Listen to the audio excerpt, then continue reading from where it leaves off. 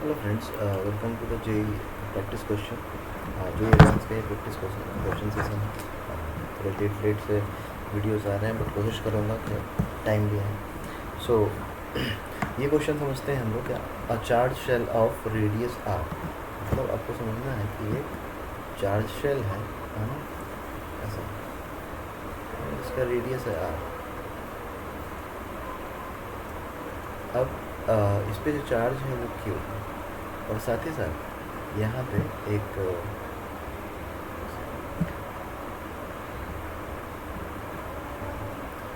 साथ ही साथ और एक हमें सिलेंडर कंसीडर करना है जिसका रेडियस जो है वो स्मॉलर है and the height is H, ऐसा हम एज्यूम करते हैं। अब इसमें डिफरेंट कंडीशन आएंगे जहाँ पे आप देखोगे कि मतलब फ्लक्स कितना हो रहा है। तो ये इसने बोला है कि ऐसे कंडीशन है कि इस पे चार्ज है, अब ये इसके कभी अंदर होगा कभी बाहर होगा, है ना, ऐसा कंडीशन होगा। और इसमें हमें सारे कंडीशंस देखने। ये जो एक जी टी है, मतलब इसका मतलब था ग्रेटर देन, मतलब पहला ऑप्शन जो है H is greater then 2r, है ना, and R is greater than R, पहला ऑप्शन है। दूसरा तो आपको क्लियरली दिख ही रहा है। और तीसरे में क्या है, एच इज़, ये थोड़ा स्क्रीनशॉट लेने में थोड़ा सा आगे पीछे हो गया। यहाँ H is greater then 2r है, और यहाँ पे आर तो दिख ही रहा है आपको, और यहाँ पे है H is greater then 2r। यहाँ पे ऐसा कंडीशन दिख रहा है। तो अपन क्या कर सकते हैं कि सबसे पहले हमें सॉलिड एंगल का कॉन्सेप्ट थोड़ा समझना पड़ेगा। अगर इस क्वेश्चन को सॉल्व करना है तो सॉलिड एंगल को समझना पड़ेगा। सॉलिड एंगल में से आप समझिए कि एक स्फीयर है, एक स्फीयर हमने कंसीडर किया है, तो इसका रेडियस जो होता है वो आर होता है, और जो एंगल होगा वो 4 पाई होता है ना। ये पूरा एंगल जो सॉलिड एंगल देखेंगे यहाँ पे वो 4 पाई होता है। तो अगर मैं ऐसा एज्यूम करूँ, अगर 4 पाई एंगल होता है ना, तो ये जो फ्लक्स कंटेन करेगा, है ना, वो होता है Q बाई एप्सिलॉन। अगर एंगल 1 हो, है ना, तो ये हो जाएगा Q बाई एप्सिलॉन नॉट, और यहाँ पे 4 पाई। और अगर कोई भी एंगल हमारे पास आ जाए, लाइक सब ओमेगा एंगल, तो ये हो जाएगा Q by 4 pi epsilon not into. अब अपन जानते हैं ये जो ओमेगा है वो कितना है ना। तो ओमेगा जो होता है, टोटल फ्लक्स जो होगा किसी क्रॉस सेक्शन से पास होता हुआ, वो होता है Q by 4 pi epsilon nought, और यहाँ पे ओमेगा की जगह पे हो जाएगा 2 पाई 1 माइनस कॉस एल्फा। एल्फा ये हमारा प्लेनर एंगल होता है, और ये जो ओमेगा है वो सॉलिड एंगल होता है। ये आपने कॉन्सेप्ट पढ़ा होगा जब आपने सॉलिड एंगल पढ़ा होगा। तो so we can write Q divided by 2 epsilon nought, और यहाँ पे हो जाएगा आपका 1 माइनस कॉस एल्फा। अगर ये फ्लक्स होता है एक पर्टिकुलर एंगल से कुछ कट हो रहा है तो ठीक है। अब आप क्वेश्चन बहुत ईजिली सॉल्व कर सकते हो। फिर से देखिए क्वेश्चन में कि हमने क्या क्या देखा है। ठीक है, क्वेश्चन क्या बोल रहा है, पहले कंडीशन बोल रहा है कि H is greater then 2r। अब मान लीजिए कि ये हमारे पास कोई cylinder H is greater then 2r, यानी ये जो स्फीयर है, यानी स्फेरिकल शेल है, वो कम्प्लीटली इनक्लोज्ड है किसके, एक सिलेंडर इसके अंदर, ये कम्प्लीटली इनक्लोज। इसका रेडियस जो है आर है ना, सिलेंडर का रेडियस आर है, और इसका रेडियस जो है वो कैपिटल है। इसने बोला है कि आर इज़ ग्रेटर देन, मतलब ये कम्प्लीटली इनक्लोज हो जाएगा, है ना, ये अंदर है। मतलब ये सिलेंडर, आप अज्यूम करो कि अगर ये सिलेंडर है इससे बहुत छोटा है, मतलब ऐसा है स्फीयर, है ना। एच है, एच जो है वो ग्रेटर है किससे, 2r से, है ना, इसके डायमीटर से ग्रेटर है। और ये जो इधर वाला आर है ना, वो आर के इक्वल है, मतलब ग्रेटर है। इस कंडीशन में इस पर जो भी चार्ज होगा है ना, वो इनक्लोज हो जाएगा. So we can say the flux equal to Q by epsilon. पहले कंडीशन. दूसरे कंडीशन में देखिए एच बहुत छोटा है, मतलब ये हो गया पहला जो कि ट्रू है ना, पहला ऑप्शन हमें करेक्ट है. अब सेकेंड ऑप्शन के लिए देखते हैं कि सेकेंड ऑप्शन बोल रहा है कि H is less than 8r/5.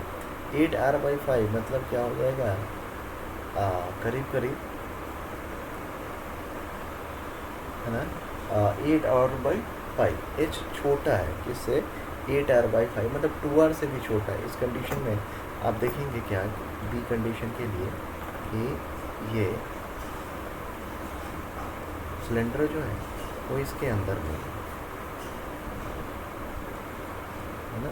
इस कंडीशन में क्या होगा कि चार्ज यहाँ से फील्ड बाहर होगा, कोई फील्ड लाइन क्रॉस नहीं करेगा. सो इस कंडीशन में क्या दिखेगा आपको, फ्लक्स 0 दिखेगा.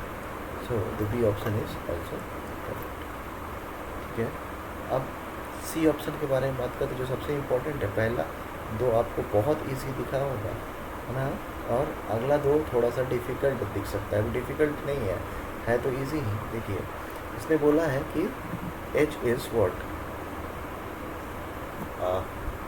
we'll see the condition.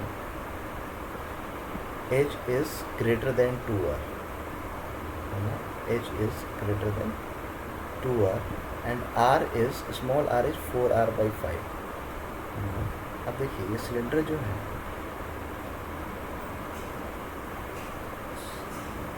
वो h तो ग्रेटर है, चलिए ये तो हाइट का प्रॉब्लम नहीं है.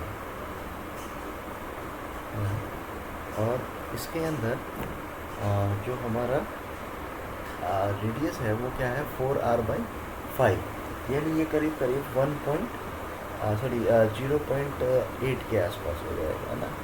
0.8 यानी कम्प्लीटली क्लोज्ड नहीं है, यानी ये कहीं ना कहीं ये बाहर दिखाई देगा आपको है ना. कुछ इस टाइप से आपको कटिंग दिखाई देगा है ना. ये आपका सेंटर हुआ और ये जो लेंथ है ये ही रेडियस है. ये आपको कितना दिख रहा है, so it is 4r/5. So this length is how much, 4r/5. But ये लेंथ हमारा 4r/5 है और ये जो लेंथ है ये हमारा r. So we can say this angle is what, आप यहाँ से लिख सकते हो साइन थीटा. तो ये आपको कहीं ना कहीं क्या दिखाई देगा, 53 डिग्री. और अगर ये 53 डिग्री है तो यहाँ पे हम लोग फ्लक्स जो फाइंड आउट करेंगे वो क्या हो जाएगा, इस फॉर्मूले को यूज़ करेंगे Q/2ε0 1 minus cos 53. So we can write Q/2ε0 1 minus 53 हो जाएगा 3/5. So it is Q/2ε0. से यहाँ का एरिया भी फ्लक्स को क्रॉस कर रहा होगा और यहाँ का भी एरिया फ्लक्स को क्रॉस करेगा.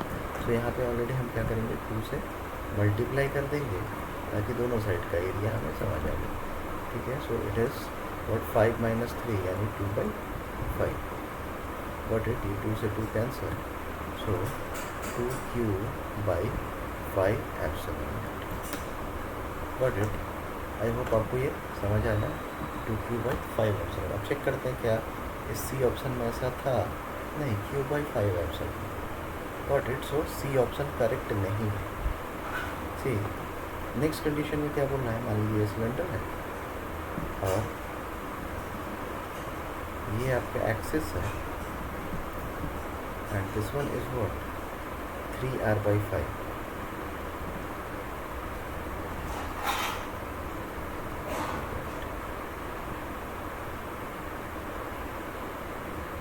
कुछ इस टाइप से है. So this one is r and this length is what 3r/5. तो ये जो एंगल होगा वो क्या हो जाएगा, यहाँ से आप लिखेंगे क्या 3r/5. तो यहाँ थीटा जो हो जाएगा आपका 37 डिग्री. तो इसमें फ्लक्स क्या हो जाएगा 2Q/2 एप्सिलॉन 1 माइनस cos 27 है ना. सो 2 से 2 cancel, q by epsilon naught 1 minus 4 by 5, so it is q by 5 epsilon naught. So D option is correct and C option is incorrect. A भी correct था,